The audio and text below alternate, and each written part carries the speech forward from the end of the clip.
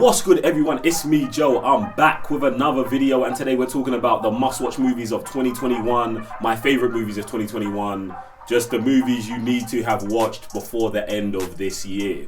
Now, if you haven't already, make sure you're hitting the thumbs up and pressing the notification bell so you can get notified every time I drop a video. And if you want to hit me up and talk to me more about movies, head over to Twitter and at me, at JICanWin, blah, blah, blah.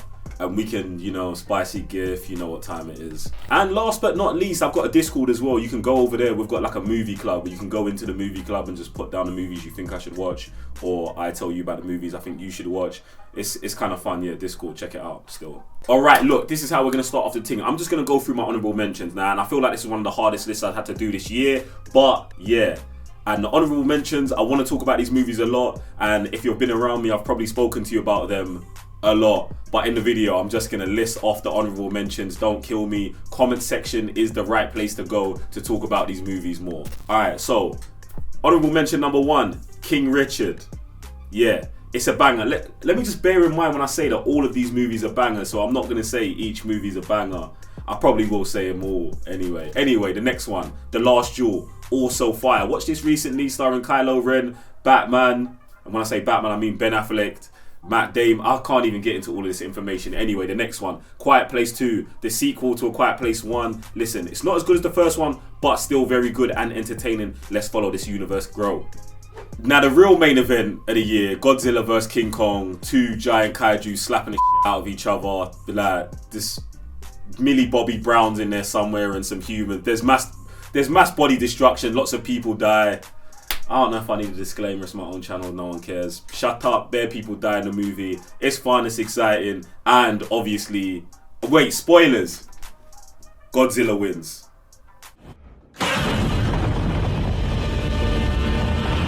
Alright, one of these movies that caught me by surprise was I Care a Lot, which is like a dark satire, drama, comedy. It's weird. It's got Rosamund Pike and Peter Dinklage in it. Like, it's about this woman who takes over care homes and takes powers from the people who are supposed to have the powers to look after their loved elderly loved ones, and it's all about some corporate business. It's actually quite mad, innit?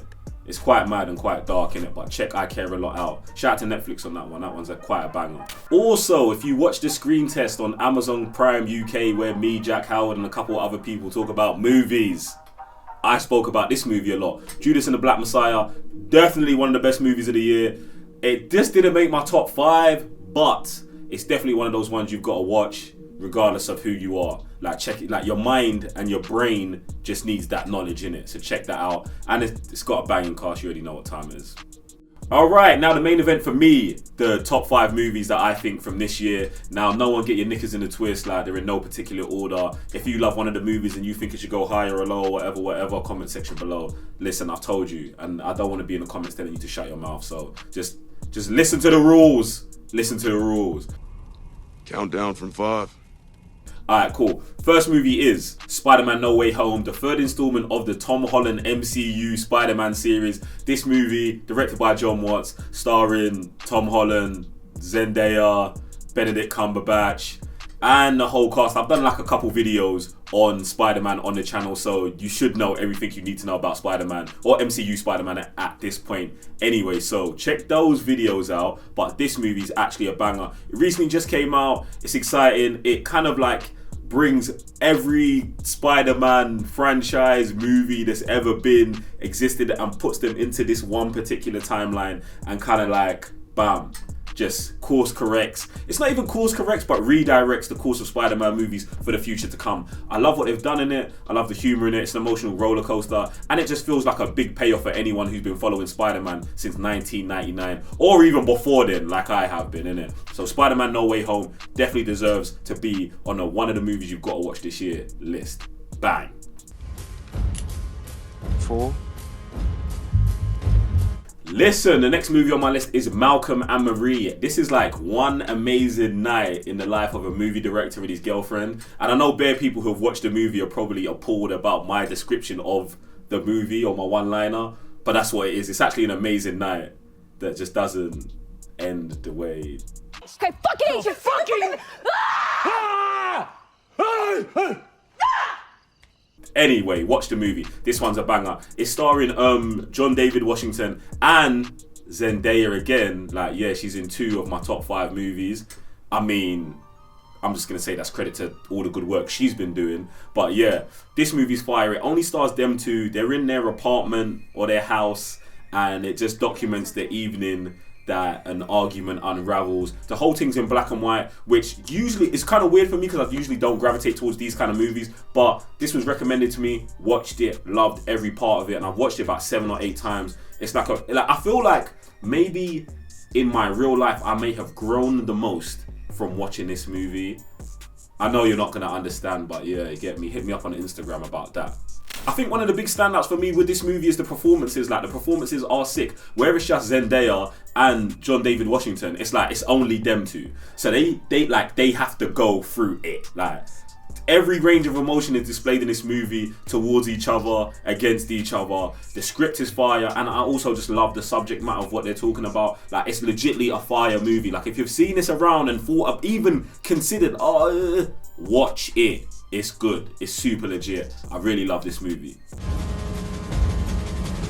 3.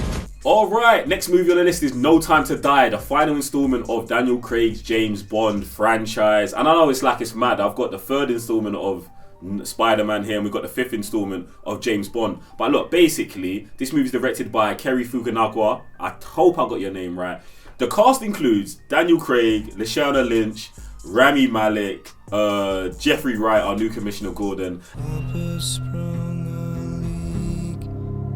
And yeah, man, it's a fire cast. I love what they do with the movie. I feel like it's a perfect send-off for Daniel Craig's James Bond. It shows the evolution of the character and where he is as a commander now, Commander Bond. I feel like he just gets the right respect he deserves in a series that's kind of shown the ups and downs of the character. I love the way they handled that. I love the way they handled the transition of the 007 title onto another agent. And I just like the way it comes together and the way they close it out, man. I think it's super fitting for this character to go out in this way, and I just loved every part of the movie. The action bangs, the dialogue bangs, the cast bangs. Like, everything's kind of handled properly here, innit? So yeah, No Time to Die is probably my favourite James... Wait.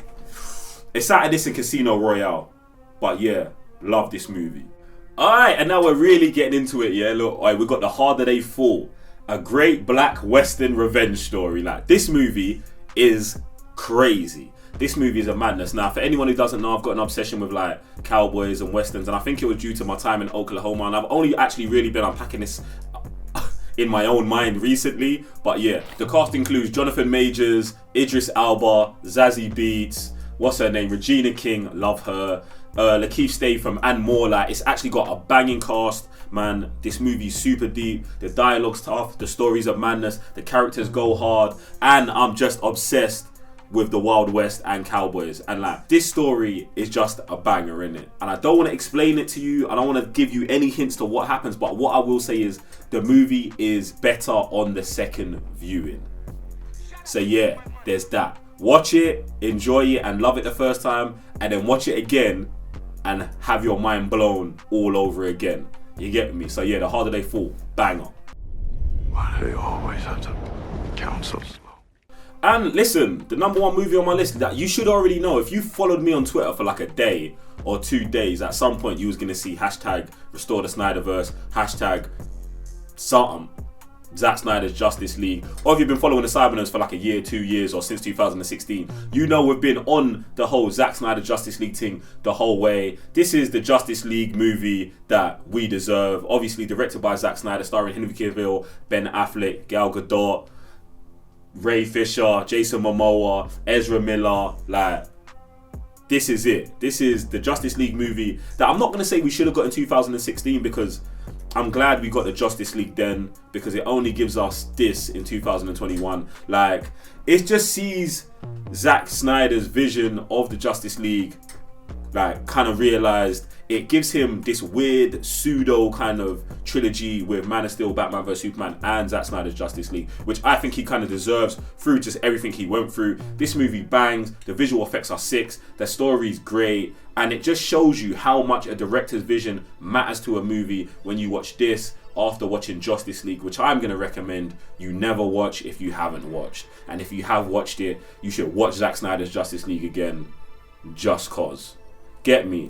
Listen, these are my favourite movies of the year. Get me? What I need you to do, jump in the comment section below and let me know what your favourite movies of the year and why. And if I've missed out anything, let me know some other movies that I should be watching. Also, check out the Discord, hit me up on Twitter, send me a spicy gif at JICanWin, blah blah blah, and we can talk about movies there. That's my list. Now listen, I hope you've had a great year watching movies or doing whatever you did to survive 2021, and hopefully everything's better in 2022. Yeah, if you haven't already, subscribe to the channel, hit the thumbs up, and I'll see you next time. Peace. Get on your horse, get your shit, and go back to whatever it is you call home.